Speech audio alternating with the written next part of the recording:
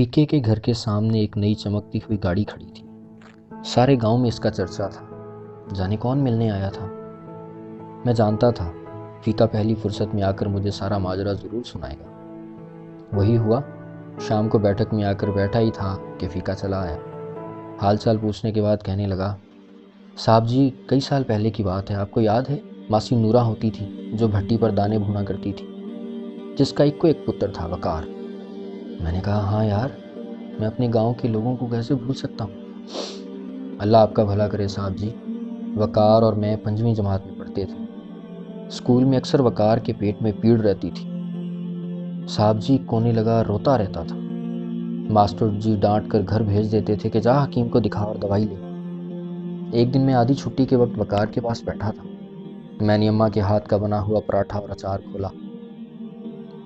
साहब जी, आज भी जब कभी बहुत भूख लगती है ना, तो सबसे पहले अम्मा के हाथ का बना पराठा ही याद आता है और सारे पिंड में उस पराठे की खुशबू भर जाती है। पता नहीं साहब जी, अम्मा के हाथ में क्या जादू था। साहब जी, वकार ने पराठे की तरफ देखा और नजर फेर ली। उस एक नज़र ने उसके पेट की पीड़ के सारे राज खोल दिए। मैंने जिंदगी में पहली बार किसी की आंखों में आंतों को भूख से बिलकते देखा। साहब जी, वकार की फांकों से बिलकती आंतें आंसुओं के सामने हाथ जोड़े बैठी, जैसे कहती हूँ, एक अथरू भी गिरा तो भरम टूट जाएगा। वकार का भरम टूटने से पहले मैंने उसकी मिन्नतें करके उसे खाने में शरीक कर लिया। पहला निवाला पेट में जाते ही वकार की तड़पती आंतों ने आंखों के जरिए शुक्रिया भेज दिया। मैंने चुपके से हाथ रोक लिया और वकार को बातों में लगाए रखा। इसने पूरा पराठा खा लिया और फिर अक्सर ऐसे होने लगा। मैं किसी न किसी बहाने वकार को खाने में शरीक करने लगा। वकार की भूखी आंतों के साथ मेरे पराठे की पक्की यारी हो गई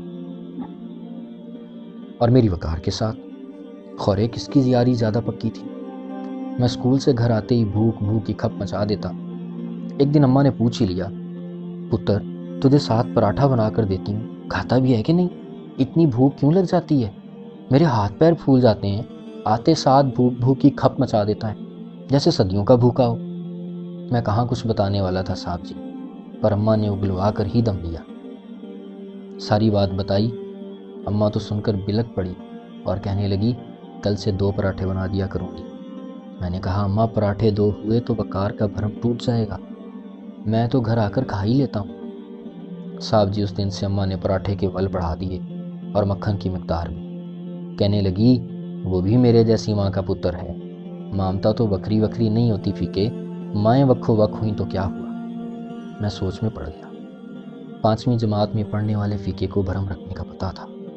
भरम जो ज़ात का मान होता है, अगर एक बार भरम टूट जाए तो बंदा भी टूट जाता है। सारी ज़िंदगी अपनी ही कुर्सियाँ इकट्ठी करने में गुजर जाती है और बंदा फिर कभी नहीं जुड़ पाता। फीके को 5वीं जमात से ही भरम रखने आते थे। इससे तो आगे वो पढ़ ही नहीं सका था और मैं पढ़ा लिखा आला तालीम याफ्ता, मुझे किसी स्कूल ने भरम रखना सिखाया ही नहीं था। फीका का बोला, साहब जी, इसके बाद अम्मा बहाने बहाने से वकार के घर जाने लगी। देख नूरा, साग बनाया है, चक्कर बता कैसा है। वकार की अम्मा को पता भी ना चलता और उनका एक डंक टप जाता। साहब जी, वकार को पढ़ने का बहुत शौक था। फिर अम्मा ने मामे से कह के मासी नूरा को शहर में किसी के घर काम पर लगवा दिया। तनख्वाह, वकार की पढ़ाई और 2 वक्त की रोटी तय हुई। अम्मा की ज़िंदगी तक मासी नूरा से राब्ता रहा। अम्मा के जाने के चंद माह बाद ही मासी भी गुजर गई। इसके बाद राब्ता ही कट गया। कल वकार आया था, विलायत में रहता है जी, वापस आते ही मिलने चला आया। पढ़ लिख कर बहुत बड़ा अफसर बन गया है। अम्मा के नाम पर लंगर खोलना चाहता है। साहब जी, मैंने हैरान होकर वकार से पूछा, यार, लोग स्कूल बनवाते हैं, अस्पताल बनवाते हैं, तू लंगर ही क्यों खोलना चाहता है, और वो भी अम्मा के नाम पर? कहने लगा, फीके, भूख बहुत जालिम चीज़ है, चोर डाकू बना दिया करती है। खाली पेट पढ़ाई नहीं होती, पेट दर्द से जान निकलती है। तेरे से ज़्यादा इस बात को कौन जानता है फीके? सारे आंखें पढ़ने वाले नहीं होते और ना ही तेरे वर्गे भरम रखने वाले। फिर कहने लगा, यार फीके, तुझे आज एक बात बताऊं? चलिया, मैं सब जानता हूँ। चंद दिनों के बाद जब पराठे के बल बढ़ गए थे और मक्खन भी, आधा पराठा खाकर ही मेरा पेट भर जाया करता। अम्मा को हम दोनों में से किसी का भी भूखा रहना मंजूर नहीं था फीके। وقار پھوٹ پھوٹ کر رو رہا تھا۔ اماں یہاں بھی بازی لے گئی صاحب جی، اور میں بھی اس سوچ میں ڈوب گیا کہ بھوکی آنتوں اور پراٹھے کی یاری زیادہ پکی تھی یا فیکے اور وقار کی۔ بھرم کی بنیاد پر قائم ہونے والے رشتے کبھی ٹوٹا نہیں کرتے۔ فیکا کہہ رہا تھا، مجھے اماں کی وہ بات آج بھی یاد ہے صاحب جی۔ اس نے کہا تھا، مامتا تو وکھری وکھری نہیں ہوتے فیکے، مائیں وکھو وکھ ہوئی تو کیا۔ اس کے ہاتھ تیزی سے پراٹھے کو ول دے رہے تھے۔ 2 روٹیوں جتنا ایک پیڑا لیا تھا اماں نے صاحب جی، میں پاس ہی تو چوکی پر بیٹھا ناشتہ کر رہا تھا۔ روٹی بیلتے بیلتے نماز کا سبق پڑھاتی، میرے ساتھ نکیاں نکیاں گلاں کرتی، آج بھی ویڑے میں پھرتی نظر آتی ہے۔ فیکا ماں کو یاد کر کے رو رہا تھا۔ سورج کی پہلی کرن جیسا روشن چہرہ تھا اماں کا صاحب جی۔ سچ ہے، ماں کی گود بچے کی پہلی تربیت گاہ ہے۔ آج ملک کے حالات اور مسائل کو دیکھتے ہوئے میں سوچ رہا تھا، کاش ساری مائیں فیکے کی اماں جیسی ہو جائیں۔ میں ہر بار فیکے سے ملنے کے بعد وطن کی بند کھڑکیوں سے چھن چھن کر آتی سنہری روشنی کو دیکھتا ہوں، روشنی جو رستہ تلاش کر ہی لیتی ہے۔ لیکن آج شاید ہم اس روشنی کو کھو بیٹھے ہیں۔ ہمیں روشنی کی وہ ساتیں، روشنی کی وہ جھلک دکھائی نہیں دیتی۔ ہماری مائیں تو سلامت ہیں، لیکن ان ماؤں کا وہ بھرم اور ان سے جڑے وہ احساسات آج ہم نے کھو دیے ہیں۔ خدارا اپنی ماؤں کا خیال رکھیے، اپنے سے جڑے ہوئے لوگوں کا خیال رکھیے، اور اس ماں کے اس بھرم کا خیال رکھیے جو اپنے ساتھ ساتھ دوسروں کا بھی خیال رکھنے میں خوش رہتی ہے۔ دوسروں کا بھرم رکھنا رب کی ذات کو بہت پسند ہے۔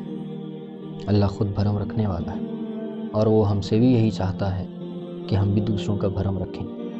لیکن انسان دوسرے کا بھرم نہیں رکھتا، وہ شاید رکھنا نہیں چاہتا۔ جانے کیا مجبوری ہے اس کی کہ اسے دوسرے کو ایکسپوز کرنا اچھا لگتا ہے۔ شاید اس کی ذات کی تسکین ہوتی ہے اس میں، لیکن یہ ہماری تعلیمات میں شامل نہیں ہے۔